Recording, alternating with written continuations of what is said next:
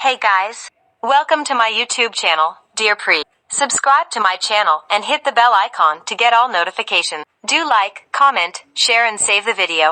Hello guys, आज की video में हम एसटीडीज़ के बारे में पढ़ेंगे। एसटीडीज़ की फुल फॉर्म क्या होती है, सबसे पहले तो यही देख लो। तो एसटीडीज़ की फुल फॉर्म क्या होती है? सेक्सुअली ट्रांसमिटेड डिजीज़ मीन्स जो disease at the time of sexual intercourse from the one person to the another person transmit हो जाए, उसको हम क्या बोलेंगे? Sexually transmitted disease. तो उसकी डेफिनेशन में क्या होगा? डिजीज़ या फिर infection which are transmitted through sexual intercourse with the infected person is known as STDs. अगर किसी भी इन्फेक्टेड पर्सन के साथ हम सेक्सुअल इंटरकोर्स करेंगे तो उसका इन्फेक्शन या फिर उसकी डिजीज़ हमारे अंदर भी आ सकती है बाय द सेक्स।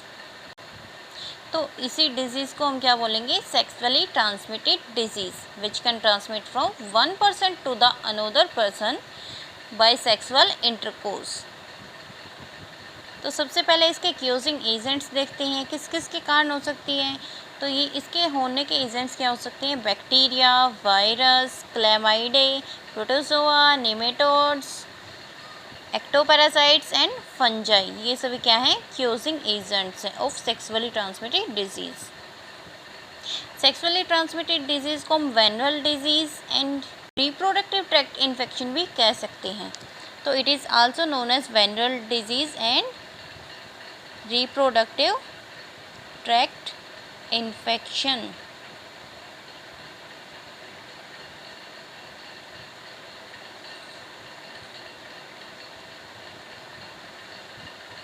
अब हमने क्यूजिंग एजेंट्स पढ़ लिए, इसके बाद हम पढ़ेंगे मोड ऑफ ट्रांसमिशन, मतलब इसको ट्रांसमिशन के क्या क्या मोड्स हैं, किसके थ्रू ये ट्रांसमिट हो सकती है।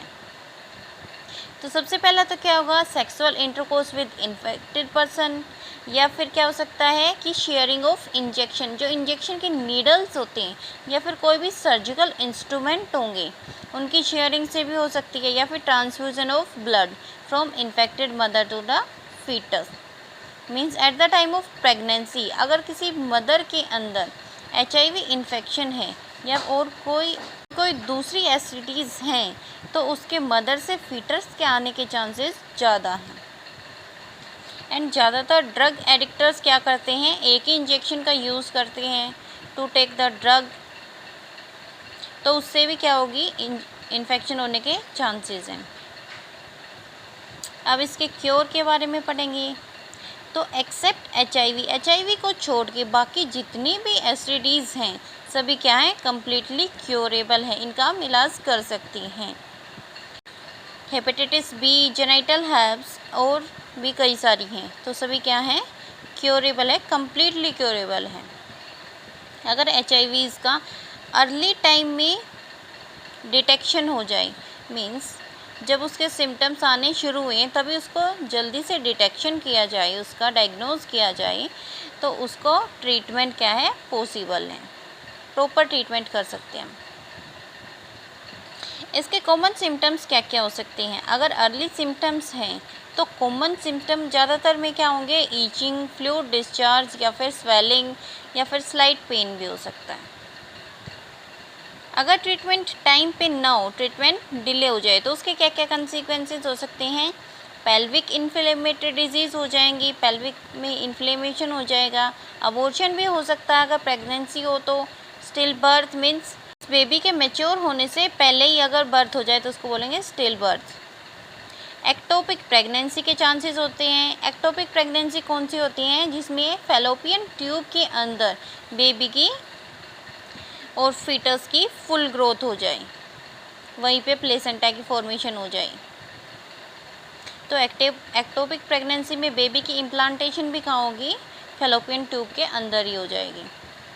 या फिर इनफर्टिलिटी भी क्योज हो जाएगी, और इवन कैंसर भी हो सकता है रिप्रोडक्टिव ट्रैक्ट में।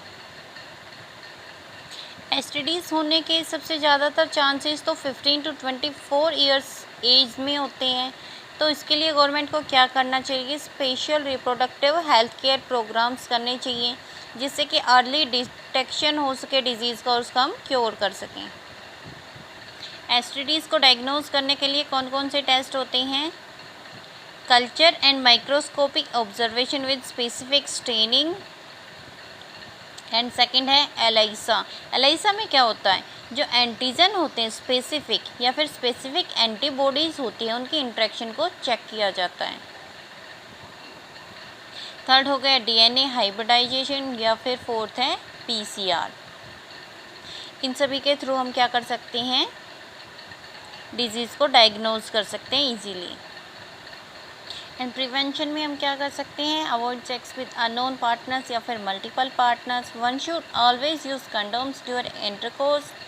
And if a person is in doubt तो उसे क्या करना चाहिए, किसी भी क्वालिफाइड डॉक्टर से कंसल्ट करना चाहिए। ओके स्टूडेंट्स, आज की वीडियो में इतना ही। नेक्स्ट वीडियो में हम एसटीडीज़ के टाइप्स के बारे में पढ़ेंगे।